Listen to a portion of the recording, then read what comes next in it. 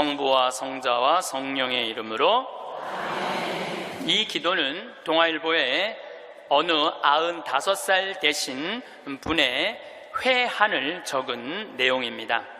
어느 95세의 어른의 수기. 나는 젊었을 때 정말 열심히 일했습니다. 그 결과 나는 실력을 인정받았고 존경을 받았습니다. 그 덕에 65세 때 당당한 은퇴를 할 수 있었죠. 그런 내가 30년 후인 95살 생일 때 얼마나 후회의 눈물을 흘렸는지 모릅니다. 내 65년의 생애는 자랑스럽고 떳떳했지만 이후 30년의 삶은 부끄럽고 후회되고 비통한 삶이었습니다. 나는 퇴직 후 이제 다 살았다, 남은 인생은 그냥 덤이다 라는 생각으로 그저 고통 없이 죽기만을 기다렸습니다. 덧없고 희망이 없는 삶, 그런 삶을 무려 30년이나 살았습니다. 30년의 시간은 지금 내 나이 95세로 보면 3분의 1에 해당하는 기나긴 시간입니다. 만일 내가 퇴직할 때 앞으로 30년을 더 살 수 있다고 생각했다면 난 정말 그렇게 살지는 않았을 것입니다. 그때 나 스스로가 늙었다고, 뭔가를 시작하기에는 늦었다고 생각했던 것이 큰 잘못이었습니다. 나는 지금 95살이지만 정신이 또렷합니다. 앞으로 10년, 20년을 더 살지 모릅니다. 이제 나는 하고 싶었던 어학 공부를 시작하려 합니다. 그 이유는 단 한 가지, 10년 후에 맞이하게 될 105번째 생일날 95살 때 왜 아무것도 시작하지 않았는지 후회하지 않기 위해서입니다. 성부와 성자와 성령의 이름으로 아멘. 우리가 죽는 날만 기다리는 사람은 사는 게 재미가 하나도 없어요. 죽는 날만 기다리는 사람은. 근데 이분은 65살에 은퇴하고 나는 죽는 날을 이제 죽을 거야. 그리고 몇 년 동안 죽는 날을 기다렸느냐면 30년 동안 죽는 날을 기다린 거야. 95살까지. 그러니까 30년 동안 돌아보니까 그 30년이 너무나 멀쩡했거든.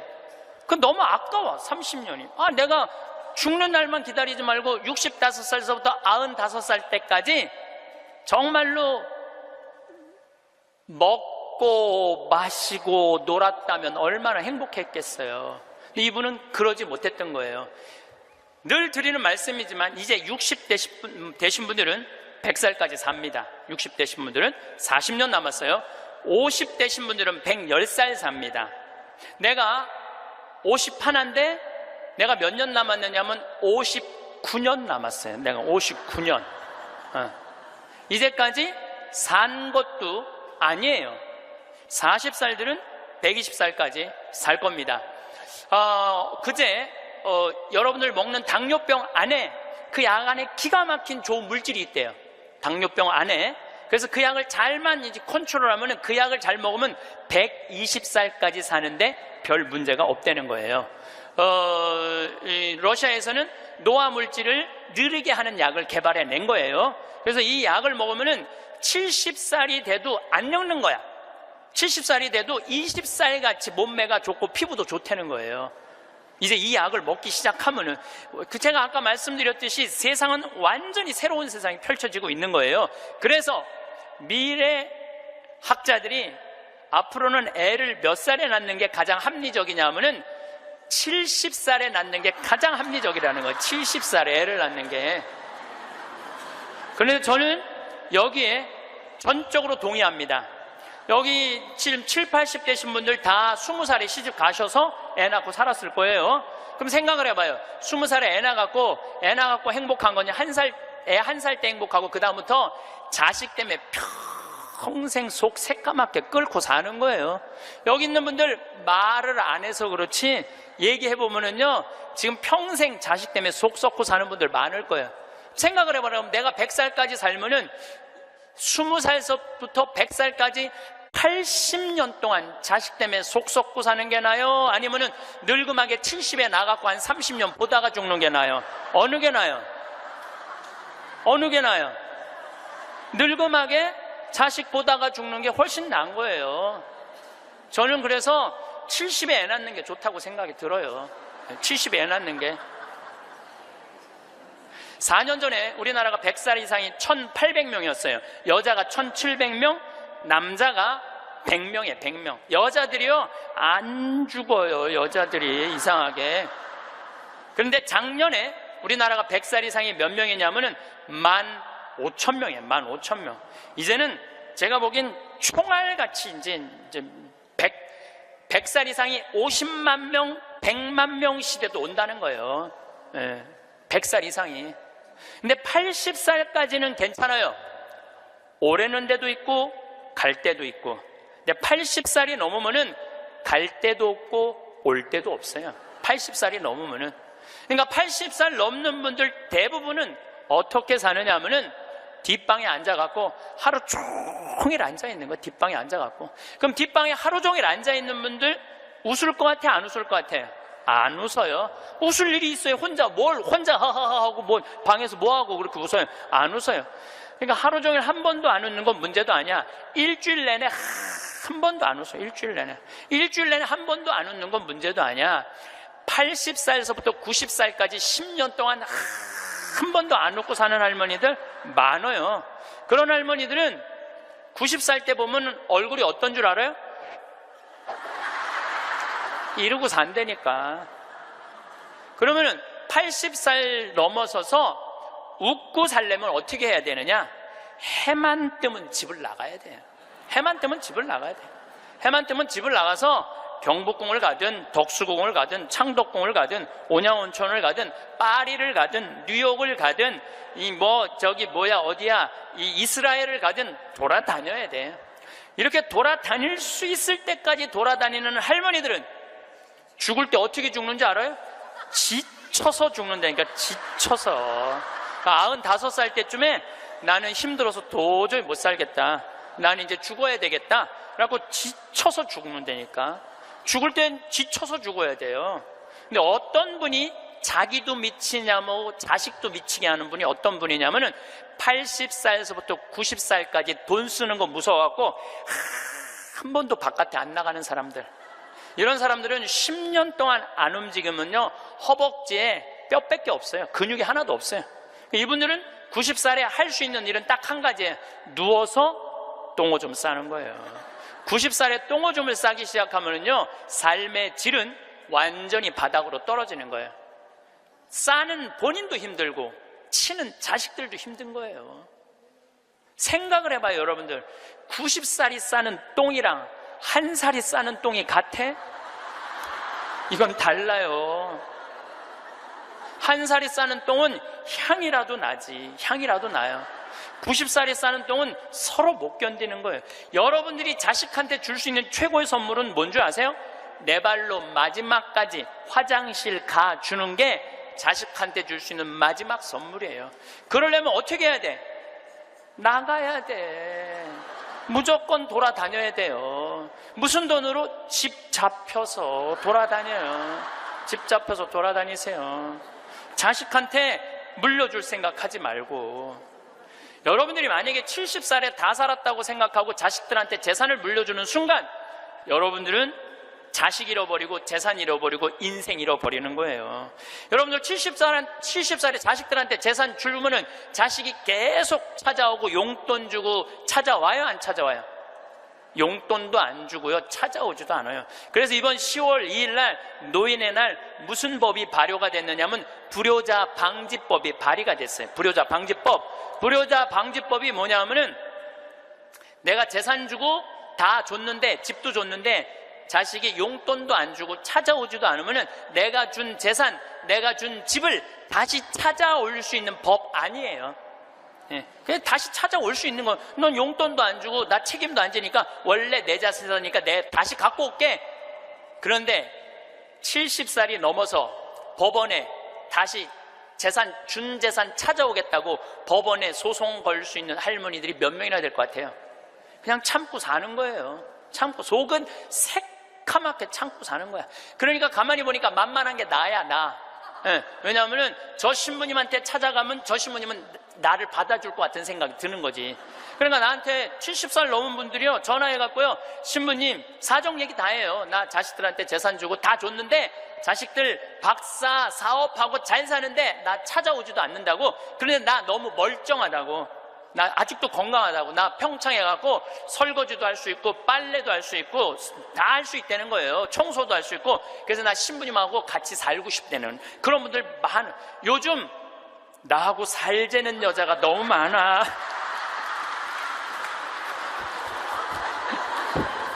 1년에 500명도 더 되는 것 같아. 그래서 제가 그 편지들을요, 지금은 다 모아놔요. 왜 모아놓냐면 그 내용이 기가 막혀요. 내용이, 내가 신부님 자식을 어떻게 키워서 어떻게 성공시키고 어떻게 재산을 물려줬는데 나한테 이럴 수가 있느냐고 그렇게 구구절절 편지 쓰는 분이 많아요. 그런데 그 자식 재산은 찾아올 생각하지 않고 내가 자식보다 낫게 생각이 드는 거지. 나하고 살자고. 내가 직접 받은 전화인데 85살 된 할머니예요. 85살 됐는데 70에 아들이 그러더래요. 어머니, 나 이제 어머니 어차피 모셔야 되고 어머니도 이제 나하고 같이 살아야 되지 않느냐. 그러니까 나 5천만 원 있고 어머니 3억 있는데 그 돈 나한테 주면은 내가 아파트 분양 받아서 어머니 모시고 살겠다고. 자기는 5천만 원 투자하고 엄마는 3억 투자하고 자기가 모시고 살겠다고. 자기가 들어가서 사는 건데 말은 자기가 모시고 산다고. 근데 이 할머니가 이런 생각이 들었대요. 내가 살면 얼마나 사나? 아들이 아파트 얻겠다는데, 그래서 그 3억을 주고 들어가서 살기 시작했대요. 여러분들, 나이를 먹어서 자식이 내 집에 들어와서 사는 거랑 내가 자식 집에 들어가서 사는 거는 하늘과 땅 차이예요. 하늘과 땅 차이예요. 만약에 자식이 들어와서 사는데 마음에 안 들잖아요? 나가라고 그러면 돼. 근데 만약에 내가 자식하고 같이 살겠다고 합쳤는데 자식이 너무 마음에 안 들어, 며느리가 너무 마음에 안 들어. 그리고 대개 80된 분들은 며느리가 몇 살쯤 되냐면 60살쯤 돼요. 이 60살쯤 되는 며느리는 눈에 뵈는 게 없는 사람들이에요. 그럼 누가 나가야 돼? 80살짜리가 들고 나가야 돼요. 80살짜리가 나가야 돼요. 이게 현실이에요, 현실. 제가 며칠 전에도 들은 얘기예요. 6억을 들고 할머니가 아들 집으로 들어갔대요. 아들 집으로 6억을 들고 들어가든 60억을 들고 들어가든 그건 아무 상관이 없어요. 자식 집에 들어가서 사느냐 안 사느냐, 그게 중요한 거예요. 그런데 6억을 들고 들어갔는데 냉장고에 있는 사과도 마음대로 못 먹겠더라는 거예요. 왜냐하면 이거 혹시 며느리가 손자 주려고 갖다 놓은 거 아닌가. 그래서 전화를 했는데, 얘야 나 이거 먹어도 되느냐고. 왜 그러고 사느냐 이거예요. 그냥 혼자 편안하게 6억짜리면은 3억짜리 아파트 가고 3억은 은행에다 넣어놓고 한 달에 100만 원만 써도 30년을 먹고 살 수 있는데 왜 그렇게 사느냐 이거예요. 그리고 이제 여러분들의 인생의 주인공은 누구냐면 여러분들이에요. 자식이 여러분들 효도할 수 없어요. 이제는 효도는 할 수 없는 세상이에요. 제가 아주 단언을 합니다. 여러분들 효도는 할 수도 없고 받아 먹을 수도 없는 세상이에요.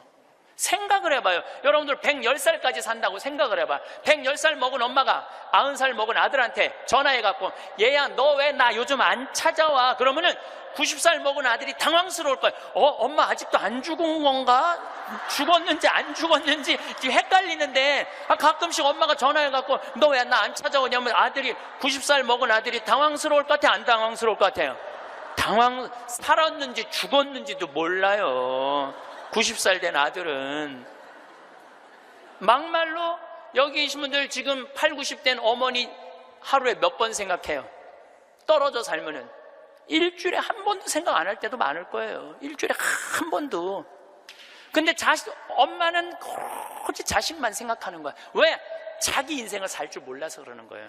자아실현이 뭔지 몰라서 그런 거예요. 자아실현. 자기 인생을 산 사람은 자식이 있든 없든, 자식이 찾아오든 안 찾아오든 아무 상관없이 자기 인생을 살아요.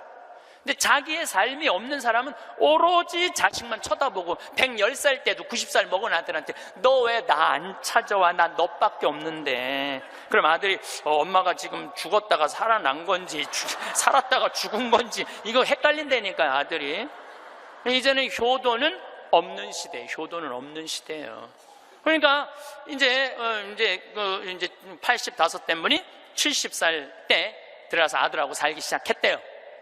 근데 75이 돼도 안 죽고 80이 돼도 안 죽더래. 근데 나이를 먹으면 먹을수록 여러분들 돈이 더 필요해요. 돈이 더 필요해. 나이를 먹으면 먹을수록.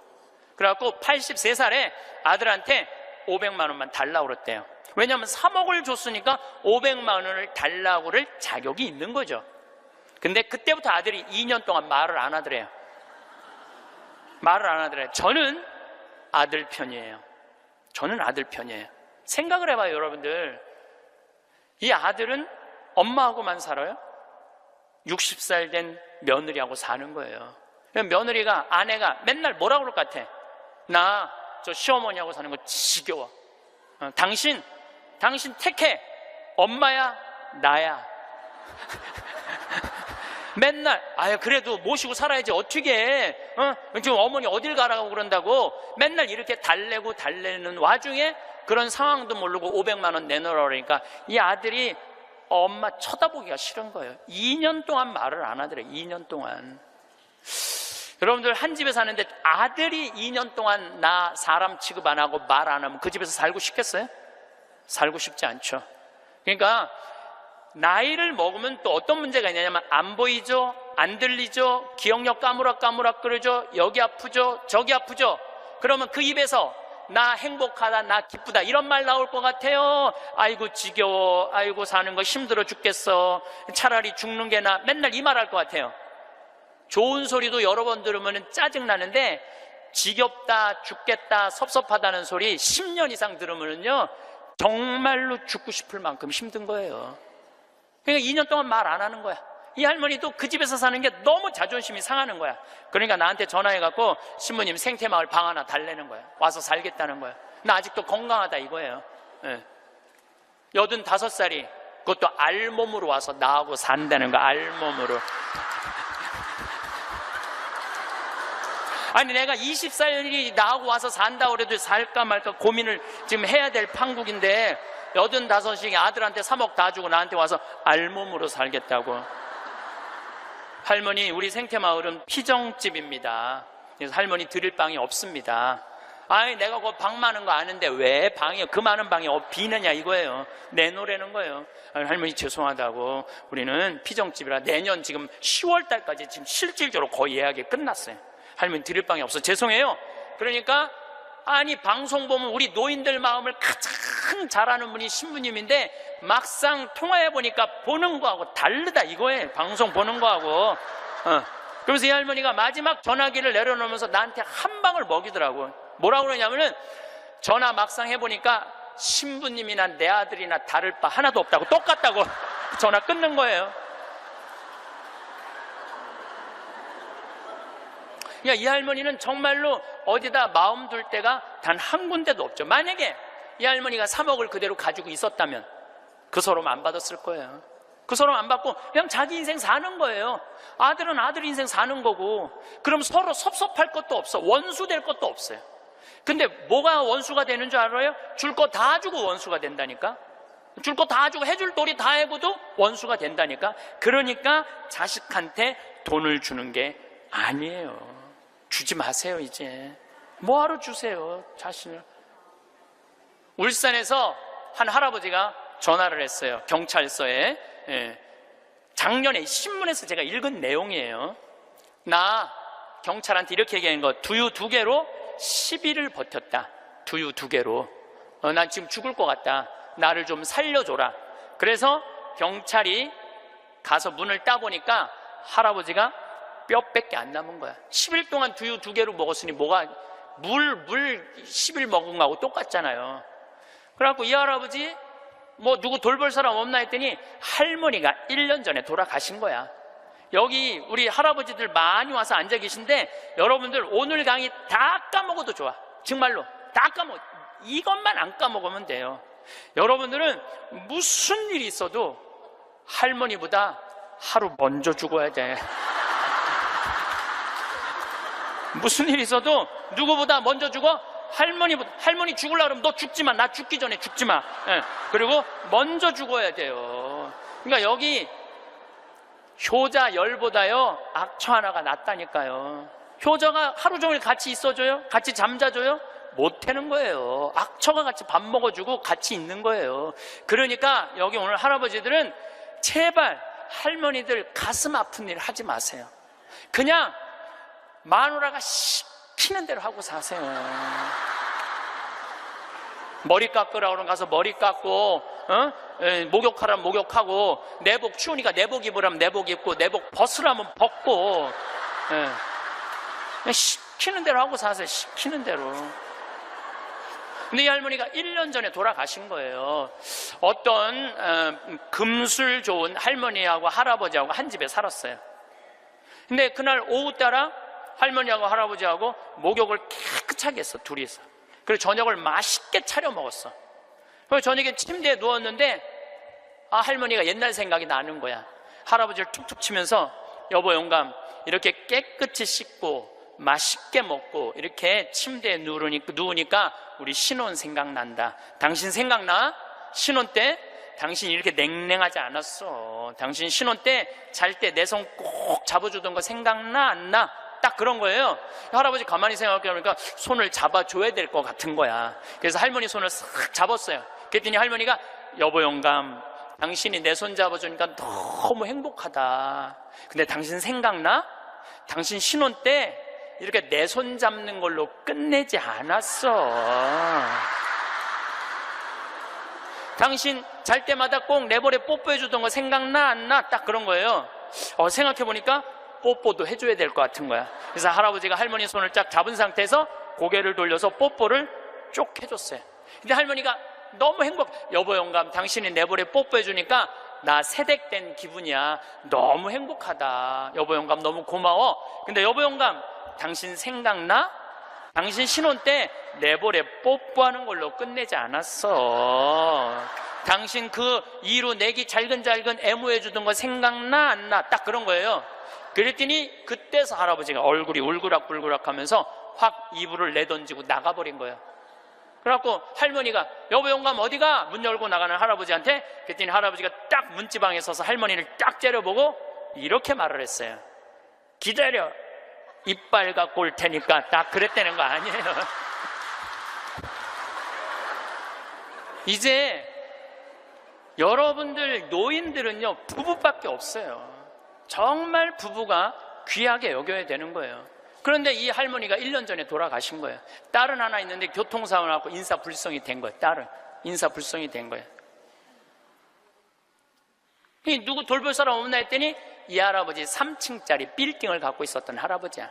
3층짜리 빌딩을 갖고 있고 그 옆에 4평을 달아서 거기서 폐지를 모으고 살았던 거예요. 거기서 월세도 나오는데 이 할아버지는 버는 법은 배웠는데 쓰는 법을 못 배운 할아버지예요. 쓰는 법을 못 배운 할아버지. 여기 계신 분들도 많습니다. 예, 많아요. 정말로 개처럼 벌어서 짐승같이 써야 되는데 개처럼 벌어서 개처럼 쓰는 사람들 많아요. 제대로 돈의 가치답게 쓰지 못한 분들 너무너무 많아요. 많은 경우 여러분들 폐지 줍고 다니는 분들 많죠. 할머니 할아버지 그런 분들 중에 대개 자식들한테 몇 천만 원 몇 억씩 다 주고 자기는 폐지 줍고 다니는 사람들 많아요. 실질적으로. 그러시지 마세요. 내가 행복해야 돼요. 내가 행복한 게 자식 도와주는 거예요. 그래서 제가 여러분들한테 보너스 하나 꼭 하시라고, 돈 안 들고도 할 수 있는 보너스. 내년 뭐 나중에 얘기지만은 내년 3월 25일부터 4월 20일 사이에 여기 해화동 서울대학병원에 가세요. 서울대학병원에 가면은 그 꼭대기 층에 식당이 하나 있어요. 그 식당에 가서 비싼 거 시키지 마세요. 쟁반짜장도 팔더라고요. 그럼 3명이 갖고 쟁반짜장 15,000원짜리 시키면은 셋이서 충분히 먹어. 거기서 한 11시 반쯤에 가세요. 괜히 12시 막 그 의사들 막 직원들 올라올 때 그때 가서 먹지 말고 미리 한 11시 반쯤에 가서 거기 가서 쟁반짜장을 드세요. 왜 거기서 쟁반짜장을 먹으라고 말씀드리느냐 하면은 거기서 보이는 경치가 경복궁, 창덕궁, 창경궁, 비원, 청와대까지 다 보이는데 막 새순이 막 돋아날 때 그 경치가요 너무 멋있어요. 나도 서울대병원에 이제 1년에 한 번씩 강의를 가는데 거기서 식사 대접을 받았는데 거기서 밥을 먹는데 이렇게 내려다 보니까요 조선 27대 왕 부럽지 않더라고요. 거기서 아니 어떤 왕이 거기서 내려다보고 왕궁을 내려다보고 밥을 먹는 사람이 어디 있어. 꼭 기억하셨다가 내년에는 돈 드는 게 아니야. 그냥 전철 타고 가서 그냥 들고 올라가서 몸빼바지 입지 말고 그날은 좀 럭셔리하게 입고 그날은 좀 럭셔리하게 입고 내려다 보세요. 얼마나 아름다운가. 조선의 왕궁이 얼마나 멋있는가. 돈 안 들고도 볼 수 있는가. 정말 그런 데가 없어 세상에. 그런 데 가세요. 그리고 우리나라는 그렇게 멋있는 데가 너무 많아요. 너무 많아요. 돈 많이 안 들고도 하루에 그저 5,000원, 10,000원만 들고 여기 춘천 막 벚꽃 필 때 전철 타고 춘천만 갔다 와도 얼마나 멋있어요. 나중에 하지 말고 제발 무슨 돈으로 집 잡혀서 나중에 하지 말고 제발 그렇게 좀 다녀오세요.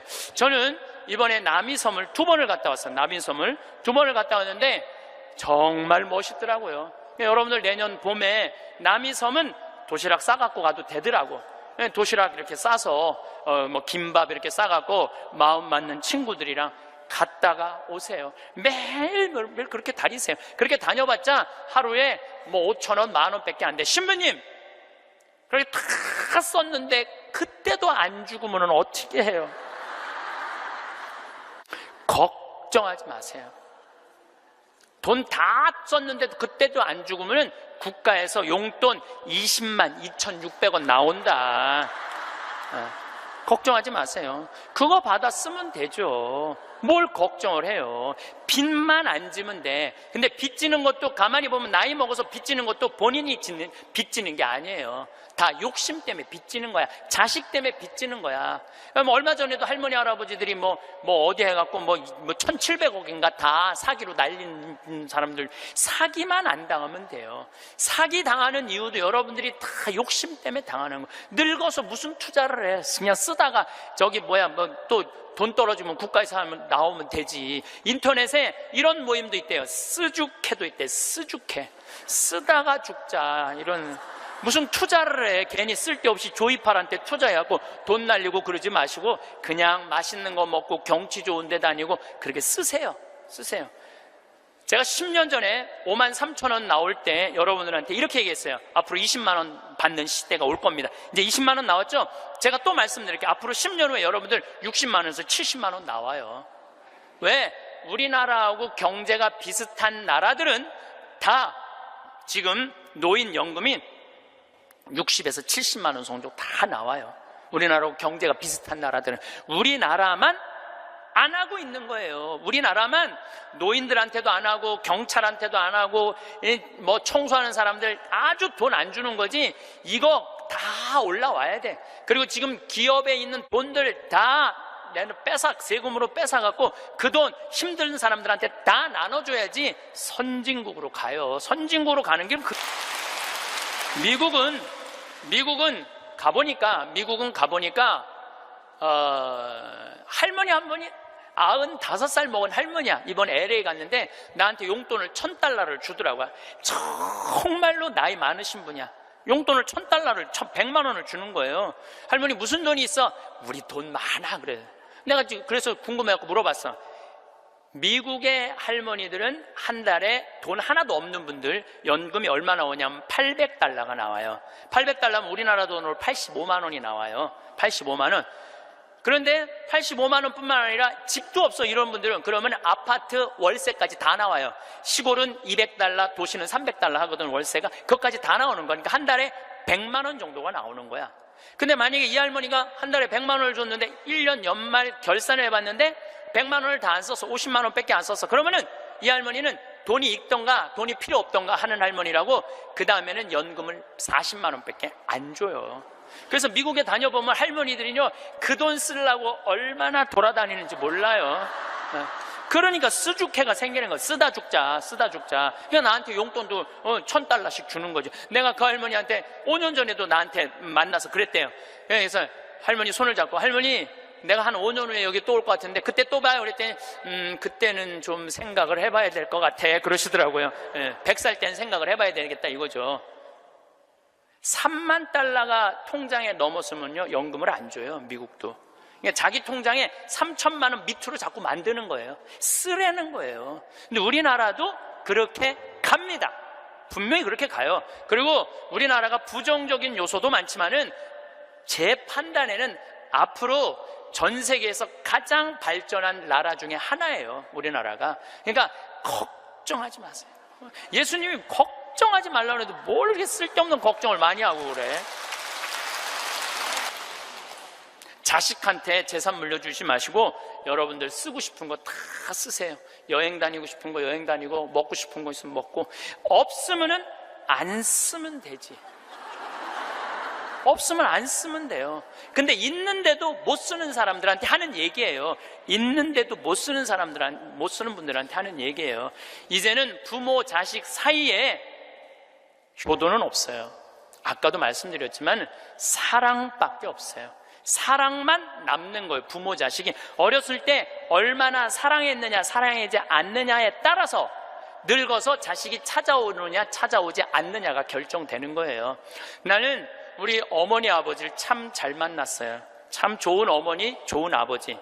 그 중에 어머니보다는 아버지를 잘 만난 것 같아요. 아버지를 뭐 어머니도 좋지만 아버지는 그거보다 훨씬 좋아요. 훨씬. 난 어렸을 때 아버지하고 매일 미꾸라지 잡으러 다니고 메뚜기 잡으러 다니고 도토리 밤 주스러 다녔던 기억이 참 많아요. 그리고 시험만 우리는 시험 못 봤다고 혼났던 적이 한 번도 없어. 그런데 어쨌든 시험만 끝나면 아버지가 짜장면을 사서 초등학교 때 우리는 항상 나는 한 달에 한 번은 아버지하고 짜장면을 먹으러 갔어요. 내가 2년 전에 우리 형이 둘이거든요. 형들한테 이제 무슨 같이 놀면서 나 어렸을 때 아버지가 시험 끝나면 꼭 짜장면을 사줬어. 나 막내라 그렇게 사줬던 것 같아. 그랬더니 형들이 그러는 거예요. 너도 먹었냐? 우리도 시험 끝나면 꼭 먹었는데? 그러더라고요. 생각해보니까 열받더라고요. 나는 한 달에 한 번 먹고 아버지는 한 달에 3번씩이나 먹었던가 생각을 해보니까.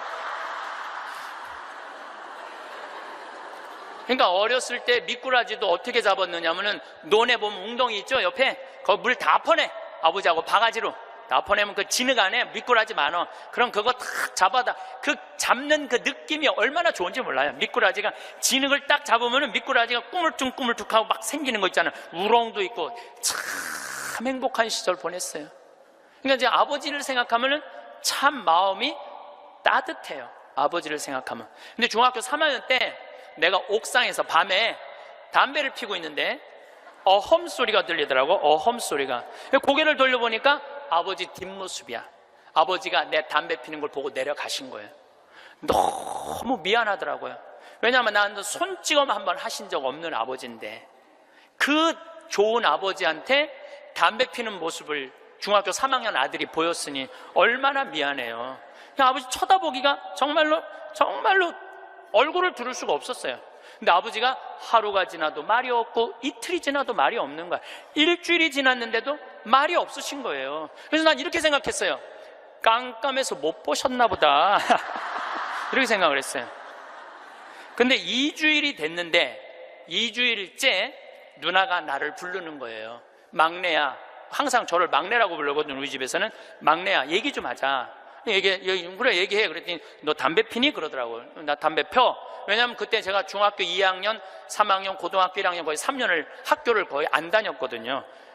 뭐 여러 가지 뭐 몸이 안 좋아갖고 뭐 학교 안 다니니까 할 일이 뭐가 있어. 맨날 그냥 담배나 피고 앉아 있는 거죠. 학교 다니면 담배 필 시간 없지만 학교 안 다니니까 담배 필 시간이 얼마나 많아요.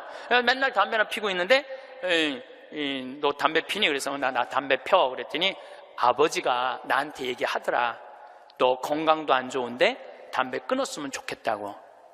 그러니까 우리 아버지는 아들한테 이 얘기를 하고 싶은데 직접적으로 말하면은 서로 간에 충격이 있을 것 같은 생각을 하신 거예요. 그러니까 내하고 제일 친한 누나한테 얘기를 한 거죠.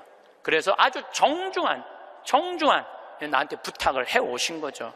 그때 내가 받은 아버지에 대한 감동은요, 이거는 지금도 나는 아버지가 세상에서 제일 커요. 아버지가 세상에서 제일 큰 분이에요. 내 인생에 있어서. 그러니까 지금도 한 달에 한 번 아버지를 안 보면은 내가 못 견뎌요. 보고 싶어. 막 보고 싶어요. 그래서 나는 요즘은 뭐 11월, 12월 내 시간이 하나도 없어요. 아버지 만나러 갈 시간이 없어. 그래도 내일은 내가 수원에 강의가 있거든요. 우리 집이 수원이니까 내가 아침에 나오면서 전화했어요. 아버지 같이 밥 먹자고. 그러니까 아버지하고 밥을 먹고 아버지를 쳐다보고 있으면 내가 행복해. 우리 아버지는 나이가 85살이에요. 나는 해가 가면 갈수록 아버지가 더 좋아요. 해가 가면 갈수록. 나 시간 남은 수원 가서 여자 안 만나요. 아버지 만나지. 근데 아버지가 지난 10월 달에 우리 생태마을에 오셔서 산에 가셔서 산삼을 2뿌리를 캐갖고 오셨어요. 아들 준다고, 나 준다고 2뿌리를 캐갖고 오셨어요. 그런데 그런 거조차도 나는 오랫동안 기억에 남을 거예요. 우리 아버지는 지금 산에 가갖고 바위 틈에 그 꽃을 산삼 그거를 잎을 보셔갖고 그걸 캐갖고 이 손마디보다 약간 두꺼운 걸 2개를 캐갖고 오셨는데, 지금도 나는 아버지가 90살이 되든 95살이 되든 100살이 되든 아버지를 보고 싶은 마음은 변함이 없을 거라고 생각을 해요. 아버지를 보고 싶은 마음은. 왜냐하면 너무너무 사랑하니까.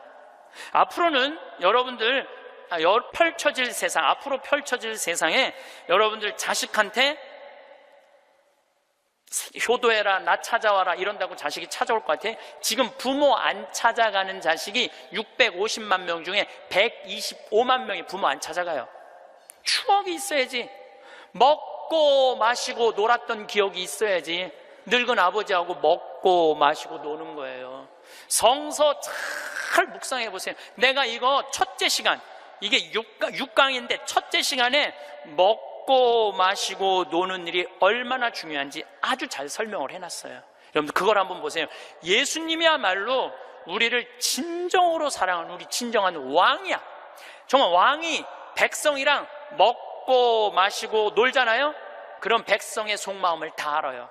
백성을 위로할 수 있는 거예요. 그러니까 우리의 왕이야말로, 요즘 대림절 지내시죠? 우리의 왕이야말로 진정한 왕이에요. 우리랑 먹고 마시고 노니까. 왕이 나하고 먹고 마시고 놀면 여러분 가슴 설레지 않아요?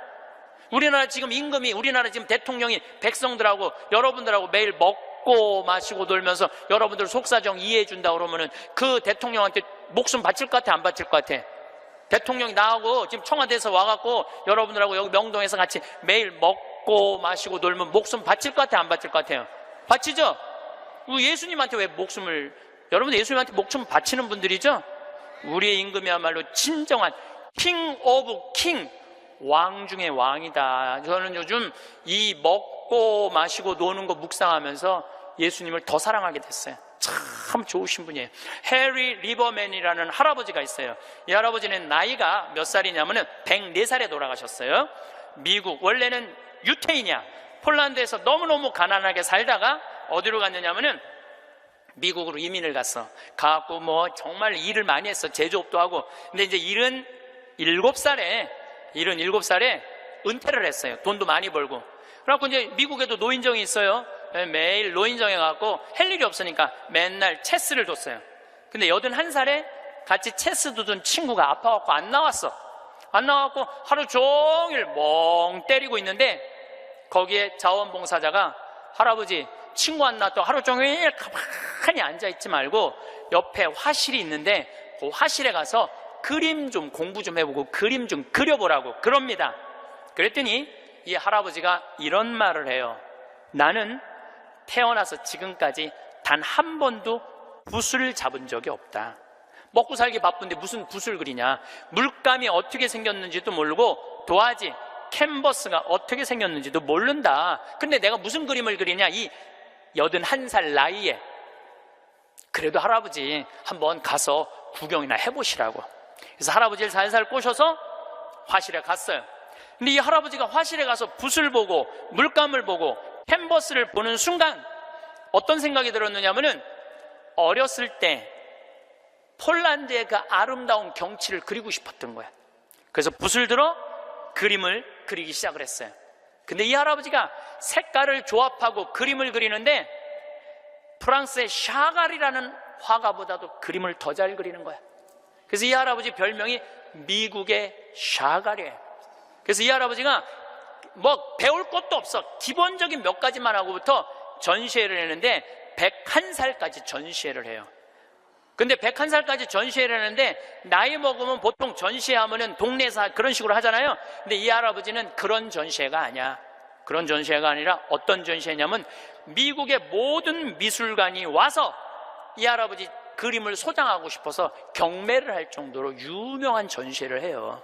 101살 때 20일에 전시회를 할 때 기자 400명이 모였대요. 기자들이 물어봤대요. 할아버지한테. 할아버지 어떻게 이렇게 20일에 걸쳐서 이 세계적인 그림을 그릴 수 있느냐고. 할아버지 대단하다고. 그랬더니 이 해리 리버맨이라는 할아버지가 이런 말을 해요. 나는 내 그림이 유명한지 안 유명한지 난 잘 모르겠다. 근데 나는 81살부터 101살까지 내 인생은 가장 찬란하고 가장 행복했다. 내가 이렇게 그림을 그리면서 내 101살까지 살 수 있었던 것은 내 인생의 최대의 축복이다. 그리고 이 할아버지는 104살에 세상을 떠나세요. 여기 계신 모든 분들 지금 안에 재능이 있을 것 같아요? 없을 것 같아요? 재능이 있어요. 지금 60, 70, 80 되신 분들도 재능이 다 있으세요. 오늘 아침에 잠깐 보니까 할머니들이 시집도 냈던데 이 한글 배워갖고 시집도 냈어요. 그런데 참 내가 보기에는 그분들 대단한 분들이에요. 뭔가를 나이를 먹어도 77살에 시금치네라는 시를 썼는데 참 멋있더라고요. 여기 계신 여러분들도 지금 안에 다 있어요. 다 있으니까 난 다 살았다, 죽을 날만 기다린다, 제발 이러지 마세요. 또 나중에 할 생각도 하지 말고 언제 해? 지금 하세요. 지금 책도 사서 읽고 글도 쓰고. 저는 문인 등단하고 이번엔 펜팔 회원이 됐어요. 글 쓰는 펜팔 회원이 됐어요. 너무너무 재밌어요. 글 쓴다는 게 그 펜팔, 국제 펜팔 회원이 된 이유는 그 펜팔 회에는 되게 노벨상 받은 사람을 초대해서 강의를 들어요. 그런 강의를 듣고 싶어서 내가 회원, 거기 심사해 해갖고 통과가 돼갖고 했는데 정말 저도 나이를 먹었고 글 공부를 하면서 하루하루가 너무너무 신이 나는 거예요. 여러분들도 사는 것처럼 사세요. 제발 자식들한테 전화하고 그러지 말고, 그것도 110살에 전화해갖고 너 왜 나 안 찾아오냐 이러지 마시고 여러분들의 인생을 사시기를 바라겠습니다. 마침 기도로 제가 자식들하고도 가장 중요한 건 사랑입니다. 사랑에 관련된 성서 구절로 마침 기도를 바치겠습니다. 성부와 성자와 성령의 이름으로 내가 인간의 여러 언어와 천사의 언어로 말한다 하여도 나에게 사랑이 없으면 나는 요란한 징이나 소란한 꽹과리에 지나지 않습니다.